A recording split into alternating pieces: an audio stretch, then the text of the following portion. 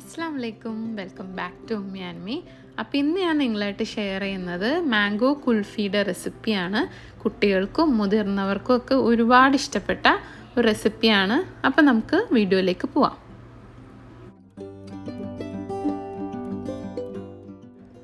മൂന്ന് പഴുത്ത മാങ്ങ എടുത്തിട്ടുണ്ട്. അത് ചെറിയ പീസായിട്ട് കട്ട് ചെയ്ത് മാറ്റി വയ്ക്കാം നമുക്ക്.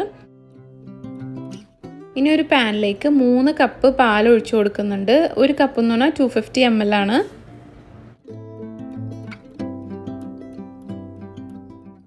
ഇതിലേക്ക് 1/2 കപ്പ് പഞ്ചസാര ഇട്ട് കൊടുക്കാം. 1/2 കപ്പിൽ കുറച്ച് കുറവുണ്ടാവും. ഇത്രയും പാലിന് ഈ ഒരു പഞ്ചസാരയുടെ അളവ് കറക്റ്റ് ആയിരിക്കും. ഇനി ഇത് തിളപ്പിച്ച് വറ്റിച്ചെടുക്കണം. നമ്മൾ മിൽക്ക് മെയ്ഡൊക്കെ ഉണ്ടാക്കില്ല, സെയിം പ്രോസസ്സ് തന്നെ. പക്ഷെ മിൽക്ക് മെയ്ഡിൻ്റെ പോലെ അത്ര ക്രീമി ആവണ്ട. അതിന് മുന്നുള്ള സ്റ്റേജിൽ നമുക്ക് ഫ്ലെയിം ഓഫ് ചെയ്യാം. ഇനി ഇതിലേക്ക് ഒരു 1/2 ടീസ്പൂൺ ഏലക്കപ്പൊടിയും കൂടി ആഡ് ചെയ്തിട്ട് നന്നായിട്ട് മിക്സ് ചെയ്ത് കൊടുക്കാം. അപ്പോൾ അതായത് ലോ ടു മീഡിയം ഫ്ലെയിമിൽ തന്നെ ഇട്ട് വേണം ഇത് നന്നായിട്ട് വറ്റിച്ചെടുക്കാൻ. ഹൈ ഫ്ലെയിമിൽ ഇട്ടാൽ ഇത് തിളച്ചു പോവും. അപ്പോൾ പ്രത്യേകം ശ്രദ്ധിക്കണം. ഇപ്പോൾ നമ്മുടെ പാലിൻ്റെ മിക്സ് റെഡി ആയിട്ടുണ്ട്. നമ്മൾ നേരത്തെ എടുത്തു വെച്ച മാങ്ങ ഇതേപോലെ നല്ല പേസ്റ്റായിട്ട് അരച്ചെടുക്കണം. വെള്ളമൊന്നും ചേർക്കാണ്ട് തന്നെ അരച്ചെടുക്കണം. ഇത് ആദ്യം തന്നെ നമുക്ക് വേണ്ടി ചെയ്ത് വെക്കാം. ഈ പാലിൻ്റെ മിക്സിലേക്ക് നമുക്ക് മാങ്ങയുടെ പേസ്റ്റ് ഇട്ട് കൊടുക്കാം. ഇട്ട് നന്നായിട്ടൊന്ന് മിക്സ് ചെയ്ത് കൊടുക്കാം. ഇനി ഇത് നല്ല നാരുള്ള മാങ്ങയാണെങ്കിൽ ഒരു സ്ട്രെയിനറിൽ കൂടെ നന്നായിട്ടൊന്ന് അരിച്ചെടുക്കണം, അല്ലെങ്കിൽ ഡയറക്റ്റ് ഇട്ട് കൊടുക്കാം.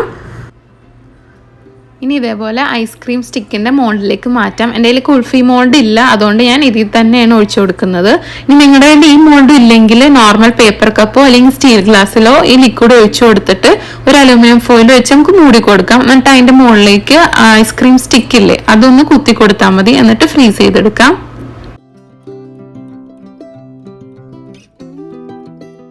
ഇതിപ്പോൾ ഞാൻ ഓവർനൈറ്റ് ഫ്രീസ് ചെയ്തെടുത്തിട്ടുണ്ട്. അതല്ലെങ്കിൽ മിനിമം ഒരു 6 hours എങ്കിലും ഫ്രീസറിൽ വെക്കണം.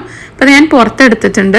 നമ്മൾ ഫ്രീസറിൽ നിന്ന് എടുത്ത പാടെ തന്നെ അത് വലിച്ചൂരാൻ നോക്കിയാൽ കിട്ടില്ല. അതിന് വേണ്ടി കുറച്ച് പച്ചവെള്ളം ഒരു ഗ്ലാസ്സിലെടുത്തിട്ട് 1 മിനിറ്റ് നേരമെങ്കിലും ഈ ഐസ്ക്രീം സ്റ്റിക്ക് ഒന്ന് ഡിപ്പ് ചെയ്ത് പിടിക്കാം. എന്നിട്ട് പതുക്കെ ഒന്ന് ഊരിയെടുക്കാം.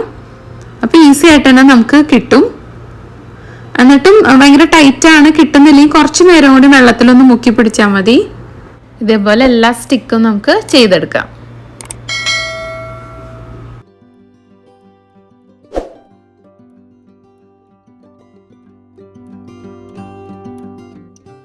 ഏത് ഫ്രൂട്ടാണ് നമ്മുടെ കയ്യിലുള്ളതെന്ന് വെച്ചാൽ ഇതേപോലെ നമുക്ക് ചെയ്തെടുക്കാവുന്നേ ഉള്ളൂ. എല്ലാവർക്കും വീഡിയോ ഇഷ്ടപ്പെട്ടു എന്ന് വിചാരിക്കുന്നു. നല്ലൊരു വീഡിയോ ആയിട്ട് വീണ്ടും കാണാം. So stay tuned.